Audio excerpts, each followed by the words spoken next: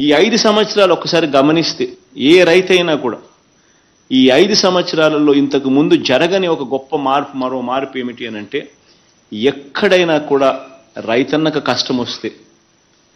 ఆ రైతన్నకు వరదలు వచ్చినా, ఇంకొకటి వచ్చినా, ఏ రకమైన కష్టం వచ్చినా కూడా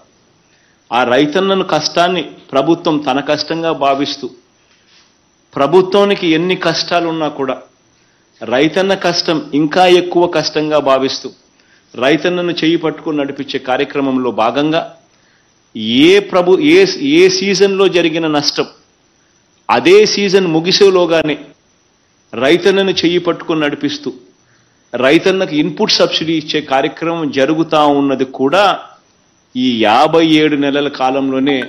మొట్టమొదటిసారిగా జరుగుతూ ఉందని కూడా చెప్పడానికి కూడా గర్వపడతా ఉన్నాం. ఇది నిజంగా ఒక విప్లవాత్మకమైన మార్పు. ఎందుకంటే రైతన్నకు మళ్ళీ నెక్స్ట్ సీజన్లో మళ్ళీ పంట వేసుకునేందుకు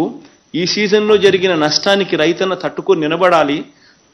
నిలబడి తన నెక్స్ట్ సీజన్లో కూడా కనీసం పంటలు వేసుకునే పరిస్థితిలోకి రావాలి. అలా జరగాలి అని అంటే ఈ సీజన్లో జరిగిన పంట నష్టానికి ఇన్పుట్ సబ్సిడీ ఈ సీజన్ అయిపోయేలోగానే డబ్బులు చేతికొస్తే ఈ డబ్బులు నెక్స్ట్ సీజన్లో రైతన్నకు మళ్ళీ పంటకు పెట్టుబడిగా ఉపయోగపడుతుంది అని చెప్పి ఆలోచన చేసి, రైతన్న తరపున ప్రభుత్వం ఆలోచన చేసి, రైతన్నకు బాసటగా ఉన్న ప్రభుత్వం ఎక్కడైనా ఉంది అని అంటే, అటువంటి ఆలోచనలు ఎప్పుడైనా జరిగాయని అంటే అది కేవలం